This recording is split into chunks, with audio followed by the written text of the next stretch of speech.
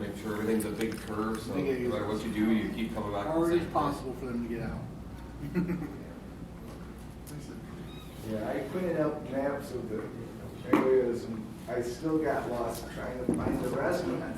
Yeah, it probably took me 2 nights to finally, actually you're the one who made I was like, hey, the startling revelation that we were just walking in a circle. It's like, oh yeah, because we just kind of are. so there's those stairs that we actually want to get to. We could have just taken a shortcut.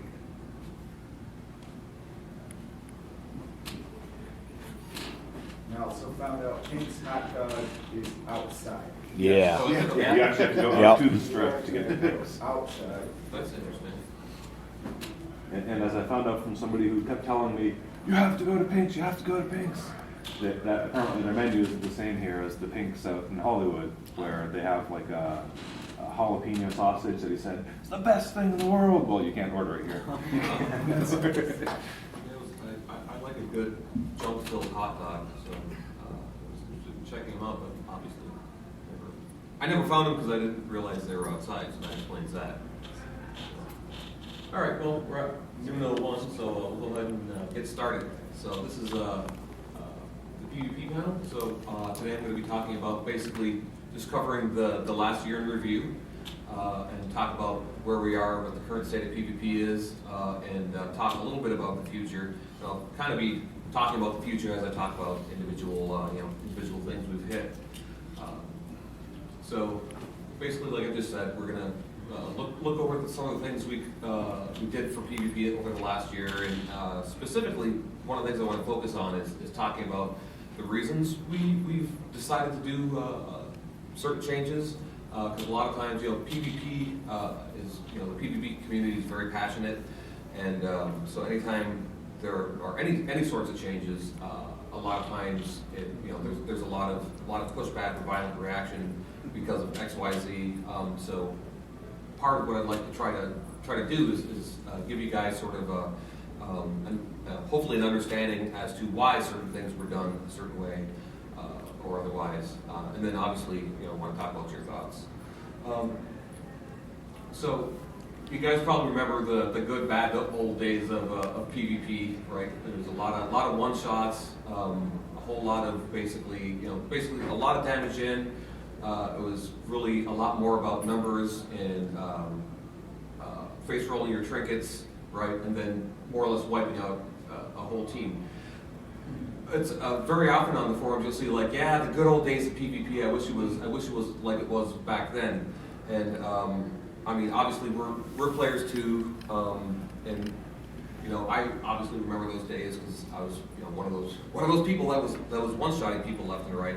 But the fact of the matter is, it wasn't what we were looking for in a PvP system, because it wasn't skill based. It was more about, well, who can pop all their trinkets and all their buffs first and then get a lucky crit off was really a lot of what the game was, which, while fun while you're the guy doing it, not so fun if you're not the person who's super well geared.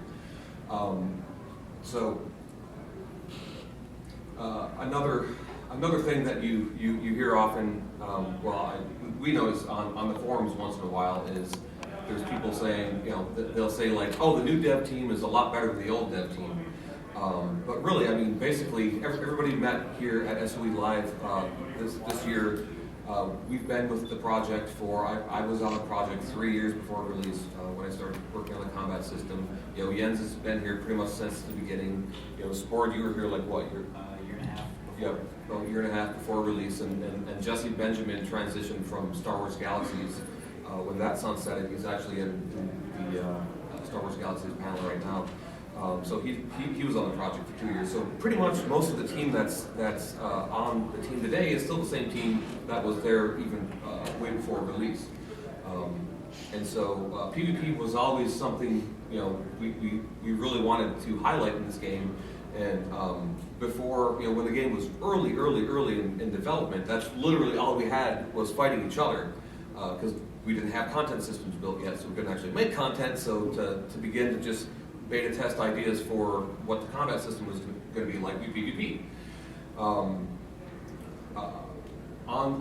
the team are people we have worked on, both as devs and both as players. And several different games that have had PvP in them. Jens was on Battlefront, right, which was first-person, tactical shooter, Star Wars themed.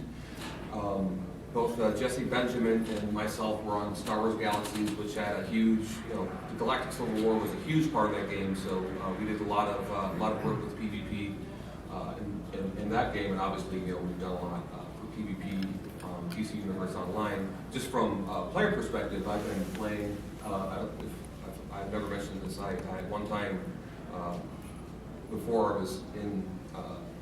As design, I actually managed a small chain of arcades during the golden age of Street Fighter. So I played a lot of that. So I've been playing PvP for quite a long time, and so between our both experience as players and as devs, we have decades of experience working and playing PvP. So with that said, we try to make informed decisions backed by our experience. So if you compare what you saw just a couple seconds ago during the good battle days of PvP versus what we have now, you can see it's a lot more tactical. It's a lot more strategy based. There's the crits are far more subdued, and you can have situations where even on 2-on-1s, if you outskill the other person, you have a pretty good chance. It's not it's not more about who's going to get the first crit off, who's gonna just use their trinkets and use their buffs and basically get that lucky crit off and win. So yes, we did slow down PvP, and it was more or less for the reason to allow for those tactics to happen and emerge. And I think the game is a lot better for it, obviously. So despite whether being players ourselves, sometimes we have to take off the player hat and make some decisions that are for the good of the game. So with that said, here are some of the pillars that I personally try to strive for, and we as a team go for when we're thinking about decisions we're going to make on PvP for PvP. So obviously we want PvP to be skill based and super powered, and highlighting our reactive combat. Right, both reading and faking out your opponent are pretty important, so you can capitalize on those key battle moments. We saw a lot of that yesterday on during the tournament. If you had a chance to watch it, I was talking to I believe it was Sor at the breakfast here. Occasionally we get complaints because, well, why is this ability vulnerable? Why is it not? It's like, well, because that ability is a little stronger than the others, and so it's basically something you need to set up. So we saw a lot of in the tournament. Those guys were really, they're some of the best players in the world, really. But you'd see a lot of, I block break this guy into Sinestro's, spin, or Bane's roar, or Catwoman's. Basically all these vulnerable abilities that people, people sort of avoid using because, like, oh, that's the hurt me button. It's like, no, not really. That's kind of like your counter follow-up sort of attack. So capitalizing on key battle moments is very important. We try to emphasize a lot of tactics, choice, and strategy. That comes out more.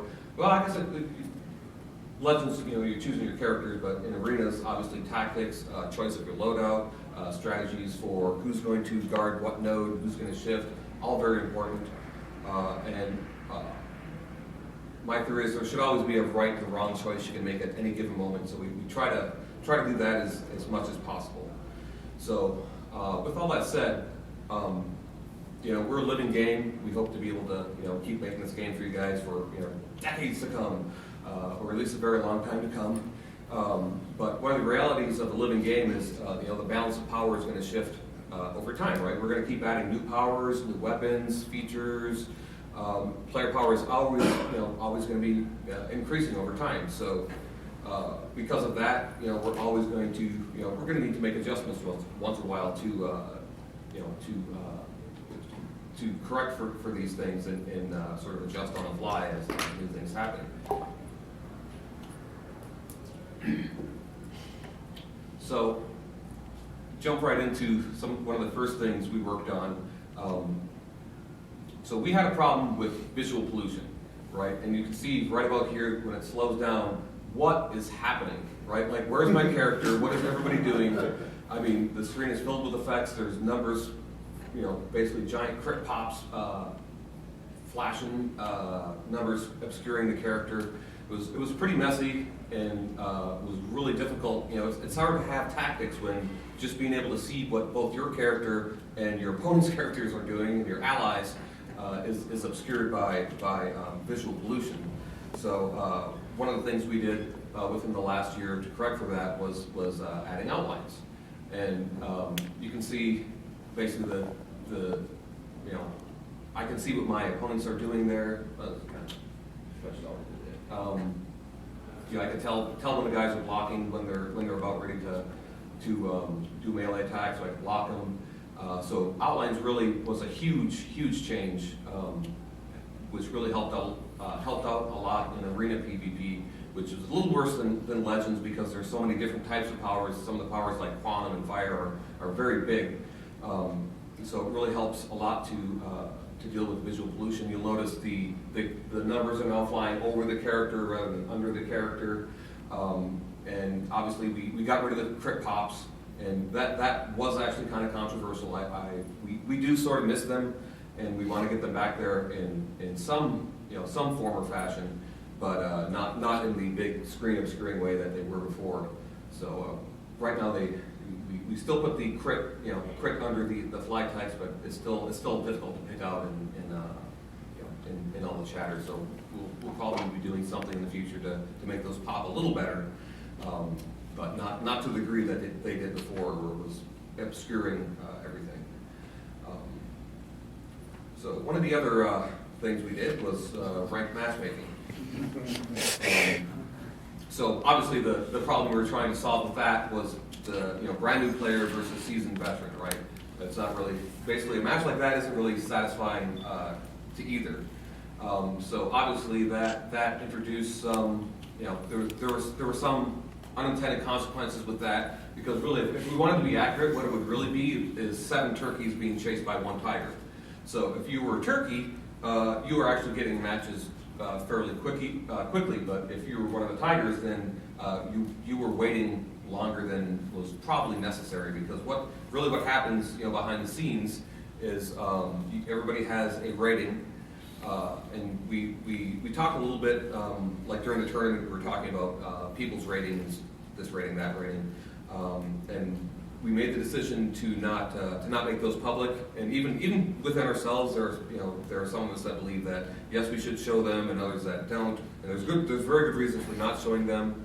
One of which being that if you're a tiger, hey, it's great to see that you have a 2648 rating. That's awesome. But if your rating's only 1200 or 1300, that may not make you feel as good. Question? Is the rating based on character or account? It's based on your character. Okay. And the reason for that is you could have basically a higher geared, more advanced character is going to win more just by virtue of having better gear. For Legends, it's a little, it should be a little more even, but still, it's more or less it is per character. Another thing about our ratings is actually it's more than one number. So there's basically the main number that's like your 1500, your 2000, whatever it is. But there's also a second number that's based on the system's sort of certainty about how certain it is about what your rating is. It's a pretty slick algorithm. But that's really difficult to try to display and even explain, really, because more or less if the system thinks you should win this fight and you didn't, then the window of certainty widens, because like, hey, I thought you were better than this guy and you weren't, so I need to learn more about you. And conversely, the more you perform the way the system believes, whether you should win or lose in a certain fight, the more certain the window becomes, and the more or less your rating will change based on it's complicated. And that's another one of the good reasons that we don't make these ratings publicly accessible.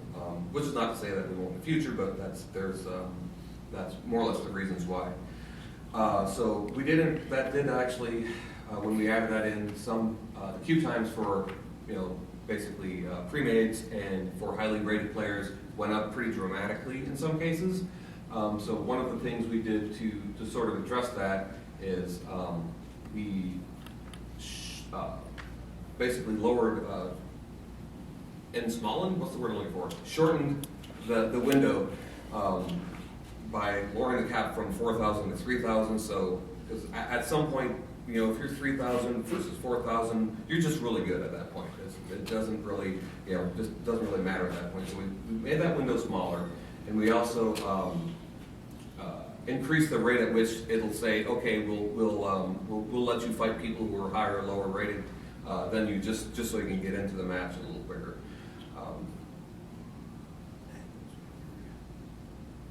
We also added a separate rating for 1v1, so I don't know if we were publicly said that, but I just did. So you have a separate rating for Legends, and you have a separate rating for your arena, and then you also have a separate one-on-one rating, because really it's a different skill set potentially, because when you're in your 4-group pre-made, everybody knows what they're doing. That can be a different skill set than just fighting one-on-one versus somebody. So we added a separate rating just for that. We also added a PvP scrimmage last year, within this last year, and that's been very helpful. It allows people who are basically to organize their own tournaments and group matches. You can use it to practice your strategy with your buddy, or you can grudge match for your leagues, or you just want to try out a new map. And that's actually the next point. You can use any maps that are available. Even if we add a new map and it hasn't been rotated in yet, you can try it out in scrimmage right away. And it also allows for short queuing or asymmetrical matches, so you can have 3 versus 2, or you can do a 5-man Australia or 3-man Star Labs, whatever you like. Are you guys looking to make the DLC restricted maps accessible for scrimmage? No, so basically the deal, I don't believe there's any. That would be a better Lauren question if he's in here, but there's at this point there's no. Or not right now. Yeah.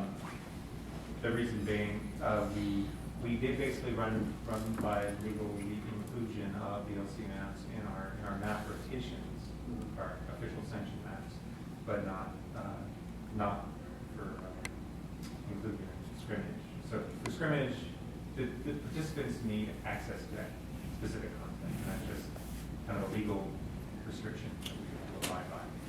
Yeah, and that actually was, truth be told, one of the things we learned within the last year is probably adding PvP maps to a DLC, probably not the best idea. Definitely.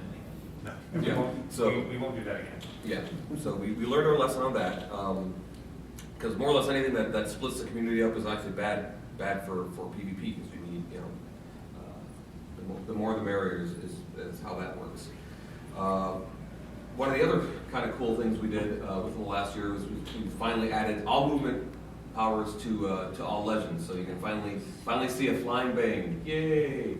So that means characters like Bane, Two-Face, Joker were not hamstrung when playing larger maps, and sort of we introduced this ahead of some of the other changes we added later on, but the reason for that is because we had planned on adding all the maps for Legends and all the maps for Arena, and there was just no way that it would be feasible for Joker to just kind of truck his way from one end of Star Labs to the next. Those characters would be completely inviable in the larger maps, and even just just the difference in time it takes for somebody with flight versus Bane to make it to the center of Batcave was enough to really make a difference. Yeah, I mean, I think you saw it last year in the Legends PvP Totally. tournament. Trying to climb up that wall. Bane getting stuck trying to climb up that wall probably lost them the final match there. It was so close. Yep. So it was more or less for all those reasons that we gave movement mode powers to all Legends. We added a bunch new maps. Well, a couple new maps anyway. We added Inner Sanctum, which we did reveal last year at last SOE Live, but and then added actually for everybody to play a few months later. We just most recently added Shadowlands, which is a pretty cool 1v1 with some additional ads to kind of basically put the pressure on and more or less entice the node to swap, if that makes sense. It's going to keep you in combat and really put the pressure on whoever's winning, so that hopefully there will be a node swap. And obviously, like I just said, we added all maps for Legends and Arena. And beyond that, that sort of led us to map rotation. And obviously, the story behind that is, you know, we had too many maps, right? It was splitting the community too much. And if you wanted to play, you know, Fortress of Solitude, it's an 8v8, and it's in competition with, you know, one or two other 8v8 maps. You know, you might be waiting all day before a Fortress of Solitude actually pops for you to play. So map rotation was added to sort of, you know, to help funnel people into specific map sizes, so you could actually play an 8v8 or a 5v5 without having to wait for hours and hours. And obviously, we wanted to add more maps too, which was the other problem is, like, we already had too many maps, and we had great ideas for more maps we wanted to add, and yet we're up against, you know, the wall, so to speak, with having so many maps. So map rotation was done for that reason, and that also led to some streamlining several things that I think were pretty cool, which was, you know, basically simplifying the PvP missives so they were based on map size rather than specifically Fortress of Solitude or Star Labs or whatever. And we also reduced the win requirements for certain feats, if we could. A few of them, like the win 100 or 1,000 layer battles, whatever it is, it's very high. If it's associated with a trophy, unfortunately, we're not able to change it. So that's the reason why a few of those were not changed, and it might have seemed strange to you. That's basically the reason for that. You wrote down the idea from the other night though about the layer bounce, right? Yeah. So if there's a loophole we can follow, I'm very interested to hear ideas on that, because we would like to make those reasonable, because it's you know, obviously if there's a big, you know, a high count feat associated with a map that's not in rotation, that's double frustrating. So as much as we can make those, you know, make that not frustrating, we'll try. What about allowing each round that you win to count individually towards that feat? Yeah, That's what we were discussing. Yeah. So actually, we kind of like that idea. So we're gonna see if we can, you know, look into doing that, because that would be a good way to sort of, you know, at the very least, put a ×3 multiplier on there, so it's not so draconianly large of a hill to climb. Beyond that, this was a little bit controversial, but we PvP restricted some sets of items, was basically limited to a lot of seasonal items and items that weren't readily available. Because basically we had a have versus have not system sort of situation happening, where if, you know, you missed out or you weren't lucky enough to get a particular trinket drop out of the vault or the rare drop off the boss, you know, you potentially had something that other players did not, and that's a little bit unfair. And also, we have several combat forms that are a little unusual, like the Snowman. It's difficult for some people to read the stick arms. I was really worried about it. But, well, yeah, you got a question? No, I'm fessing up. Yeah. That's good. I'm the stick arm guy. But honestly, though, we had in like OMAC Trinket, and a lot of them, they do use, you know, distinctly different player package type attacks that can be difficult to read. So that's sort of the reason we restricted some of those items. Beyond that, we also did a balance pass on some of the mainframe items. We understand, obviously, that's still controversial. We're not 100% happy with where they are right now, but some of the things we did do so far is reducing the damage from sidekicks and accomplices, so they're more of a support.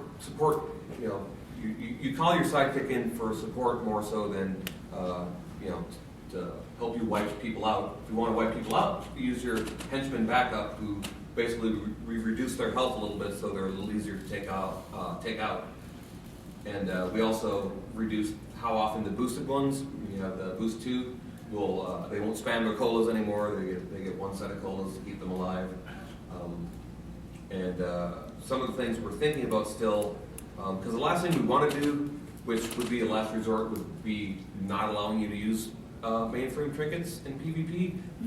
We don't want to do that. That would obviously be a last resort, but there's several things we want to try. One of them that we've been talking about is the idea of having like a signal jammer, which would be another mainframe trinket you could load out, and that would basically prevent mainframe trinket use for some amount of time, basically put down a field, because it's fairly predictable in arranged matches, with good players,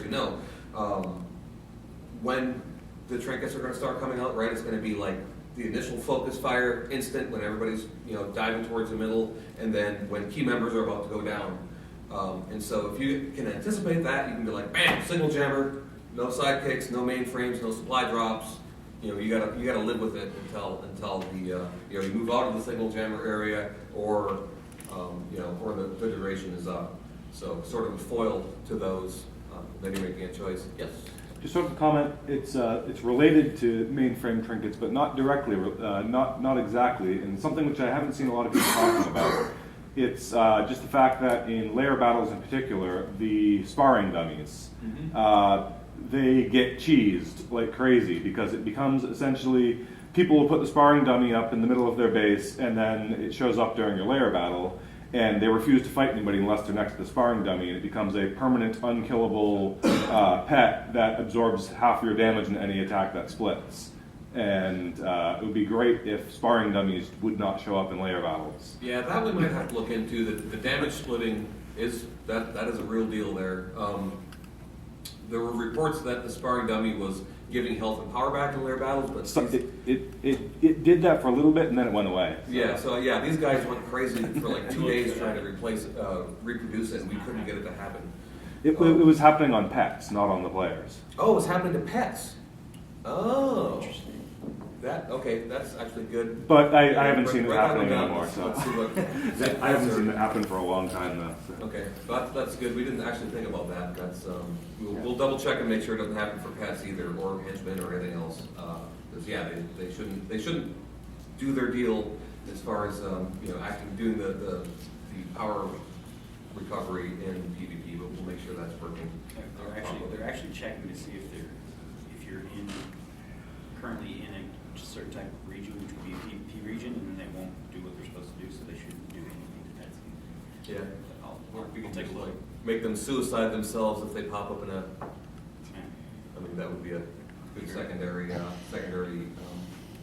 But we'll look into it, because the damage splitting that's a real thing. Part of the reason you can't summon blimps in arenas anymore. Yes. So those are some of the adjustments we're talking about for mainframe. Another thing we did somewhat recently is we introduced the idea of PvP seasons. So the reason we had to do that is, obviously we were going to head up to Tier 5, and Tier 5, we're starting to scale up more and more. So Tier 5 versus a Tier 4 is at least 4 times stronger than a base level 30. So that's, at this point, we're talking, that's a pretty significant gulf, even for the haves versus the have-nots. So we needed to establish a new baseline so that things would be more fair, and people who were just reaching level 30 and getting really getting into the game could start enjoying PvP with everybody else. Obviously, another thing we wanted to try to address was the feeling of grind, of having to basically grind PvP for 10 hours to get one piece of gear, and then repeat that 12 or 14 times.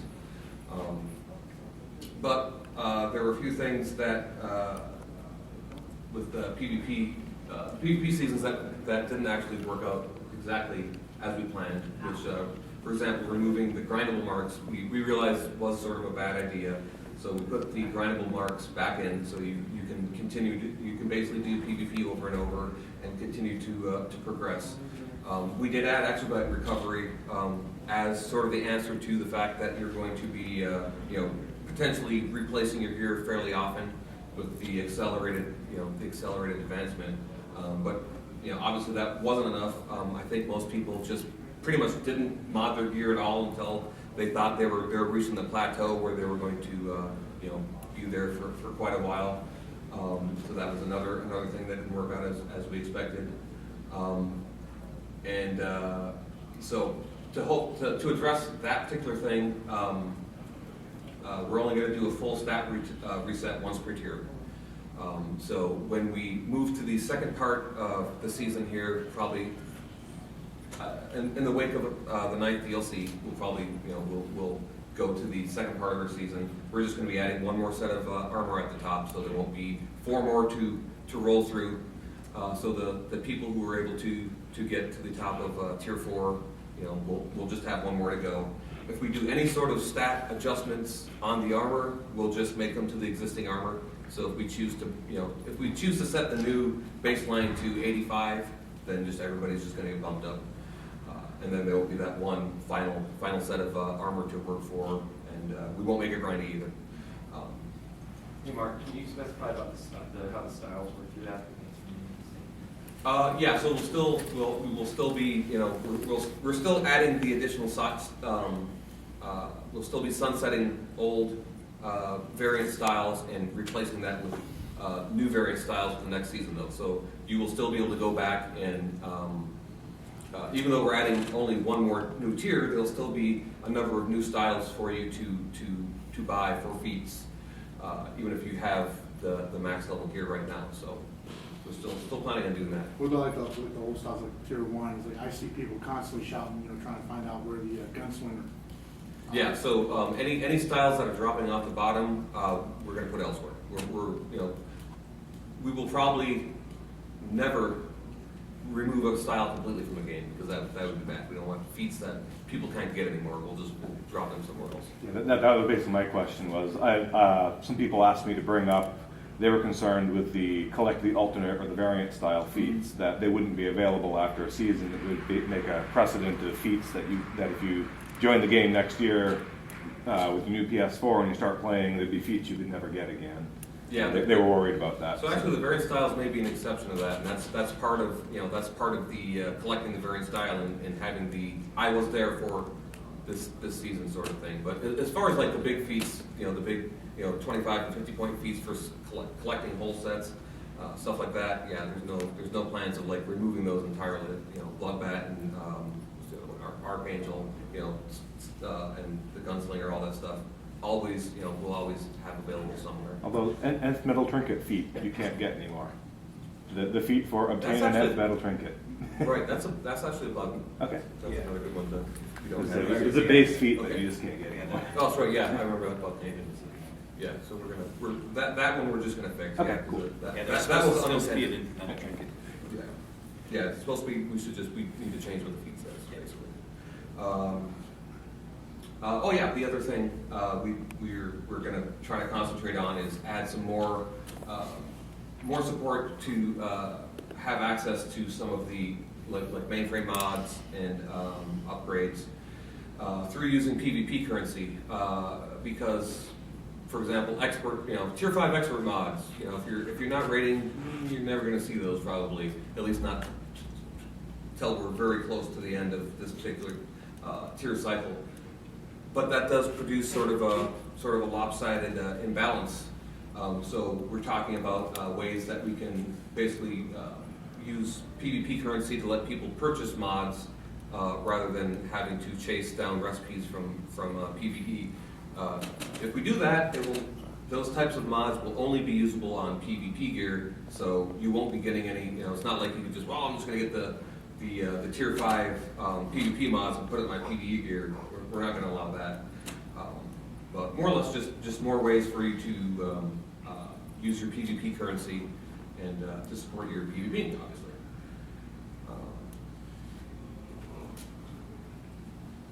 So we did a number of combat improvements over the last year. A lot of them were tactical in nature.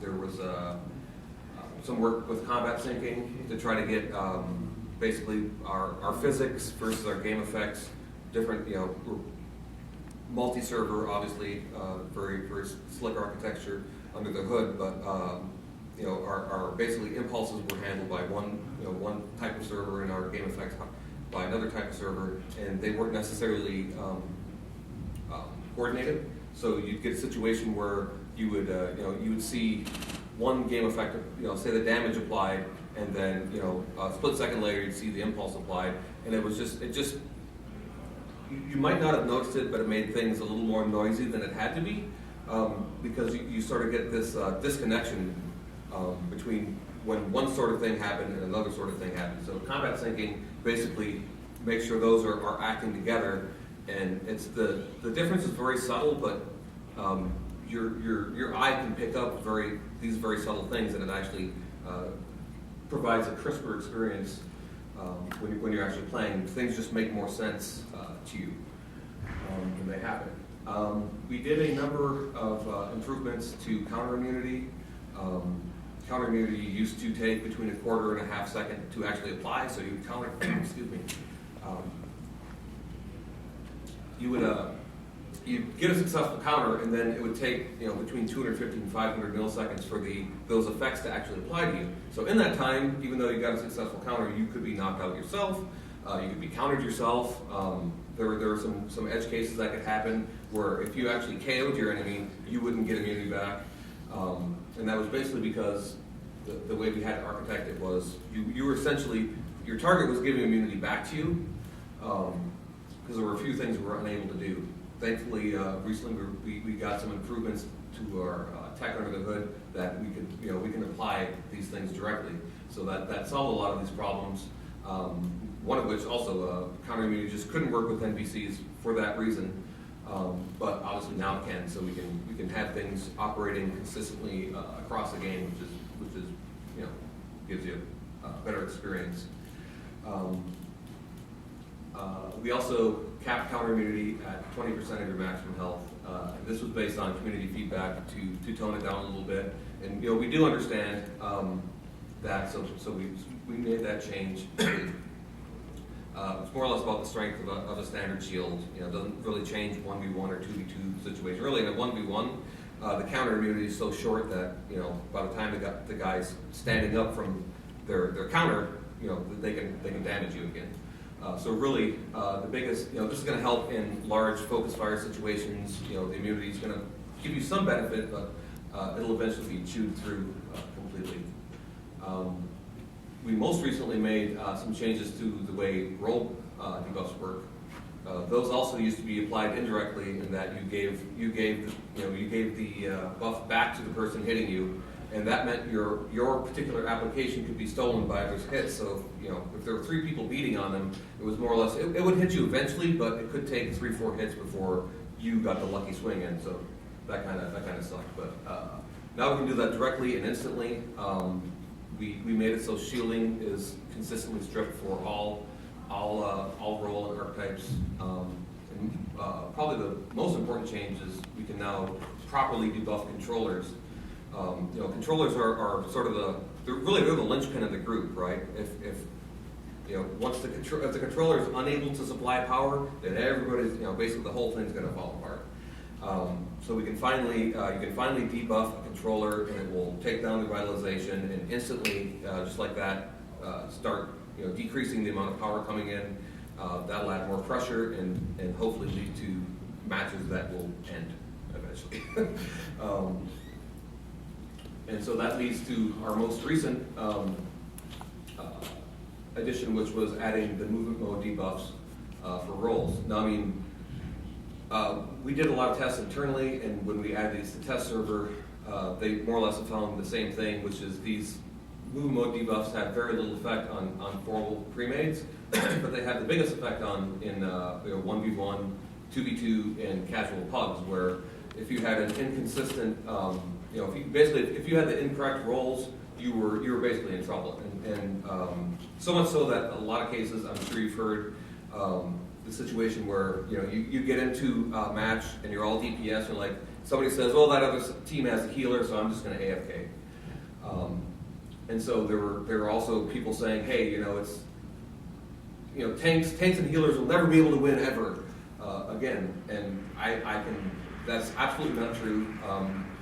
In the wake of this, obviously, I was trying to figure out what my new loadout was going to be, because obviously, if you're a DPS, that puts a lot of pressure on removing, basically what are you going to swap out instead, right? You're giving up a lot of damage, and it takes a lot of power to use these because they only last 6 seconds instead of 12 seconds, so it's actually a pretty big sacrifice to load these out. And I will say there are still some very, very good tanks and very good healers that are still doing fine in PvP. So the next thing,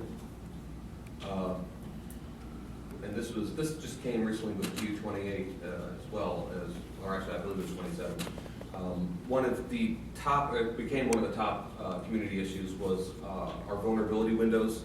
A lot of people thought they were too long, and they were. I mean, it was probably a little too easy to respond to a block breaker and lunge them. So we basically went through and retimed all the vulnerability windows so that they matched, more closely matched the animation of the attack you were using. Most of them were relatively minor, just minor shifts left and right. For the most part, it was pretty much an across-the-board buff, and still feels pretty good, I think. It's a little more difficult. You have to be a little more on to get an interrupt off on somebody.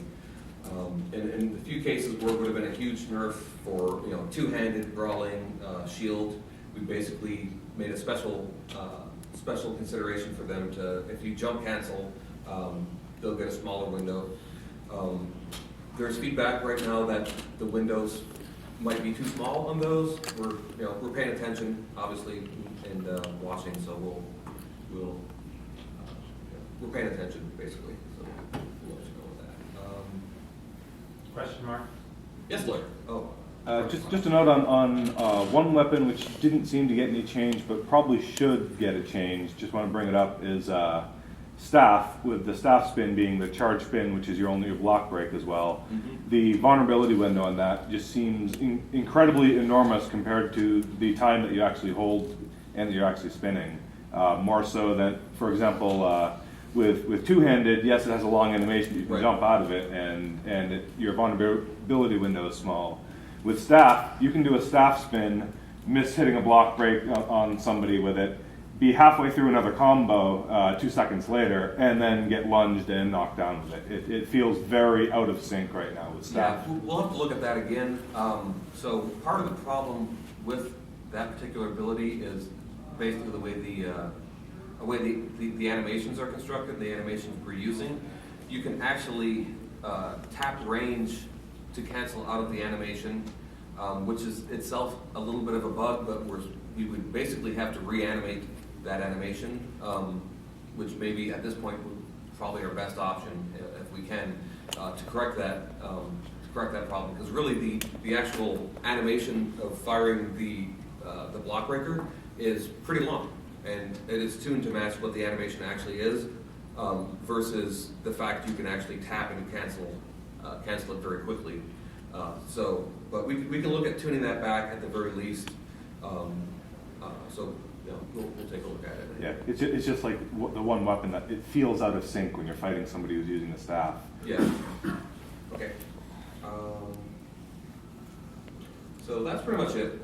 At this point, happy to answer any questions or. You're talking about player rating. I wonder if you've put your player rating versus player population on a chart to match the angle of the curve from expert to, say, really 40 players. And I wonder if my suspicion would be that the angle of that curve is going to be exponential towards the end of the high end of the player population, which seems to me to be bad for the high end of the player population because they're in a minority and feel like, oh my God, I'm so bored, I'm queuing up and there's no challenge. And the low end of that spectrum also would say, my God, it's no need of me ever trying to queue for PvP when we destroy it. I win more than half of my matches in PvP, but the difference between, say, the top 75% of the player population and that top 5% is so huge as to be enough to say I'm not interested in going in and laying on my ass for 30 seconds and coming out. So I'm not sure how to necessarily address that. What we saw in this Legends match was amazing. It's beautiful. It's a testament to the type of PvP you set up. But the number of people that can compete at that level. Yeah, I mean, I'll say you're so like, go ahead, sorry. Yeah, basically your suspicions are pretty much correct, right? I mean, most people are going to be, between the 1,300, 1,700, area, and then, the top, the 99th percentile people that are, basically, it is very much a fairly exponential curve, right? Where there's very few, well, really the system is more or less designed to break that bell curve, right? The very high rated people, there are a few of them, and far fewer of those than there are people that are average. And that was after looking at that was part of the reason we made some of the changes we did, which is I was saying the cap used to be 4,000. We made the cap 3,000 because, as I said, at that point, once you're past even once you're past 2,000. You're already getting there once you get into 2,500, because literally the people that are above 2,500 is like 1%, 1% of the people. So does it matter if you're 3,000 or 4,000? No, not really. So that's why we decreased the cap for one, and we also decreased the amount of time because as it's trying to make a match, it's actually widening how slack it's getting with who's acceptable to put into a match. So in the worst case, it'll just say, all right, fine, we'll make an uneven match, but at least you'll get to play. Hey Mark, and also if I could just add on that, one of the things, if everybody hugged, this thing would be the most beautiful thing ever. That's true. That's Everybody absolutely would true. be getting into matches, and the problem here is that the pre-made system doesn't allow for any auto balancing once the match begins to create a fair team. So there's no way for it to adjust. Yeah. If more people were to hug or going in smaller clusters of groups, the matchmaking system would have an easier time finding a balanced match. Yeah, That's just not how people tend to do it. So it's a rock and a hard place for us. Yeah, and I'll go ahead and, because they're back there, go ahead and leak some of the things we're talking about. Is basically, we've looked at more or less doing what Jens just said, making basically pugs fight pugs, premades fight premades. Obviously, we'd have to define what does it mean to be a premade. Is that you with one other person? Is that a premade? I don't know. So there's questions we need to answer to do that. But as Jens said, though, if we could just basically say, hey, here's 10 people that want to play and make an even match, we can actually do that because the system does that quite well.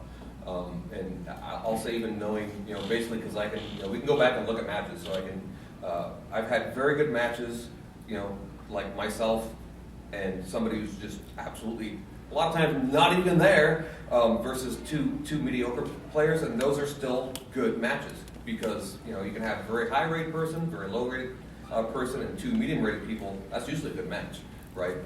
So yeah, if we had nothing but puggers, we could still make some very good challenging matches. Well, some of that needs to be in there. Sorry, I just wanted to jump in on. Sure. Also, I can't see you. An alternate view on that whole system. I totally see where people are coming from and the frustration, but part of that is a learning curve situation. I mean, when you first walk into E versus P, you're supposed to get face rolled by people who are better to make you better, to strive to be better, to work hard. I don't think that's necessarily the issue that we're talking about, though. Really, we're talking about the time it takes to queue and the reason it takes so long with the ranking system. And it's because there's no auto balancing possible with pre-made groups. Yeah, so if everybody is, so if you're a brand new person, your rating is going to be 1,500, that's where we start. It will put you with a bunch of other 1,500s, right? So with the rating system, you'll get better. Like as you finally figure it out, you get better and you start beating these guys, you're gonna start getting matched against people who are a little better than you. And so the idea is as you learn, you're gonna constantly be getting challenged by going against people who are of similar skill. And as you get better, you're gonna outrank them and improve. Conversely, if you're not, you're gonna Exactly. slip down until you find appropriate. Yeah, and that's another reason, again, to not actually make this rating public, because this is not a stat you grind, right? This is not like experience. It's trying to figure out how good are you, and most people are going to reach a plateau, And no amount of grinding is going to make any better because the system has finally said, hey, we know this is how good you are. You know, so until you learn something new, which maybe you've learned all you can learn, and at that point it's just, you know, it's just pure skills or whatever. You know, you're going to be at that rating, and that would be frustrating if that never changed. You know, for some people, so that's another reason that we don't actually make that public. Speak to that just a second, because if you're watching the live broadcast of this Legends tournament, and you get to this last fight between Bryce and Slav and so forth, watching that fight was amazing. I mean, I'm not taking anything away from the system at all, but so many animations and so forth with the clip. I mean, how are you going to learn to play the game when you can't see a ram, for example, come out of Sinestro? I mean, you see the numbers, but you don't see the actual power. You know, you don't see any animation for that at all. Right. So when you talk about learning curve, I mean, my concern is for people on the lower end or even halfway through the spectrum is, you know, what the hell just happened? I mean, that's sort of what you're up against. Right, and because there is no animation for it. What I saw yesterday was an incredible fight with so much clipping. Who knows? Who knows? yeah, and a lot of that is character knowledge, right? If once you learn to play all the characters, you know how those characters are played, right? So you know what to expect, right? Because if you're good at a character, you know what that character can do, so you can tell. Oh, when Sinestro, basically I know Sinestro is going to go, tap, hold, clip the ram, so you anticipate that, or you know that, when you see Catwoman just do her smoke cloud and you see a bunch of damage, well, she probably threw a block breaker in there, so you lunge her. There are things you learn about the character that you can use, but again, it's character knowledge and it's at the very top end. If we have good matchmaking, you will slowly rise to that until you learn, until you start facing people like that. And that's another part of just learning the game is learning the characters. Well, and that's part of the thing is people say, learn, get better, do this or whatever. But what did I just see? Yeah, well, I mean, that's part of the reason. That's part of the reason we had the vulnerability icons, right? So you couldn't, because that is a real problem, right? You can't tell the guy just hit the block breaker because he clipped it. Adding those vulnerability icons was for that very reason, to help message those things. So eventually you'll get to the point where it's like, yeah, I know what he just did. You won't need the icon anymore. Actually, I don't believe I mentioned that. So the icons right now are very big, they're very flashy. A lot of people, we got a lot of feedback that people don't like them. So a couple of things that you're going to see this updated next very soon anyway, is we're going to make the icons a little smaller. And you're going to be able to turn them, basically filter them, so it's like I only want to see enemies, or I want to turn this off in PvE, or I don't want to see my allies, stuff like that. So you'll be able to adjust when, or whether at all you see the icons. So The icons are there to show you what. The icons are there for the new. It's addressing the argument you're making right now, which is when people are animation hiding, how does the average player know what the heck is going on and even begin to learn or know that something happened there that was tricky or an advanced maneuver? You just don't even know. So these should help that a lot. And we do agree with the feedback that if you're good enough to not want them and you feel they get in your way, we want you to be able to turn them off. But we do want them in there for the player that is just trying to figure the system out and doesn't need them. And honestly, a skilled player at the top end is not going to be affected by a average player seeing these things over their head, because most likely the average player is getting juggled and stomped into the ground. So it should be a good change all around. And kind of generally on that note, there are advanced systems in our game that aren't necessarily intuitive, or the game doesn't baby step people through. And that's part of the reason why we're going to be adding a guide to our companion app, and I hope eventually into the game. Basically collects little snippets, basically little YouTube videos focused on very specific mechanics. So it'll just be maybe a 30-second thing on just blocking, or just these, And before that happens, we are putting loading screen tips in. Okay, so recently Community Council got a view at all of these loading screen hints that we want to put into the game. just so when you're loading into a PvP match, we're going to be mentioning something about counter mechanics, the vulnerability windows, all these kind of things, just to at least give people more awareness of it. Yeah, that's one of our biggest, I think one of our biggest weaknesses. We got tons of awesome systems that we don't really tell people how to play. They have to go to the Here, forums. son, here's a tank full of sharks. Go swim. Thank you. Sure. Good question. Anybody else? Are there any plans to limit fighting the same opponent? There's a big problem on the high end of 1v1s where you'll queue in, someone else queues in, you get in with that person because they're equal rank to you. You win or lose, but sometimes it's just, you can't kill them, they can't kill you. So you decide, do we switch wins? Do we just sit here and draw 5 rounds? Do one of us just quit? And then you leave. Well, this was before the tournament, but if you don't quit, win, lose, draw, you leave, queue back up, right back into the same exact match with the same person. So is that still happening? That's the Yes, last one. I faced Death Lolly 37 times in a row a couple Oh, weeks yeah. ago. Well, yeah. I've had that very experience against that very player. It's like, oh, good. Yeah. What time is it? Yeah, I mean, as far as that's concerned, that's basically, the queuing system's trying to get you in there.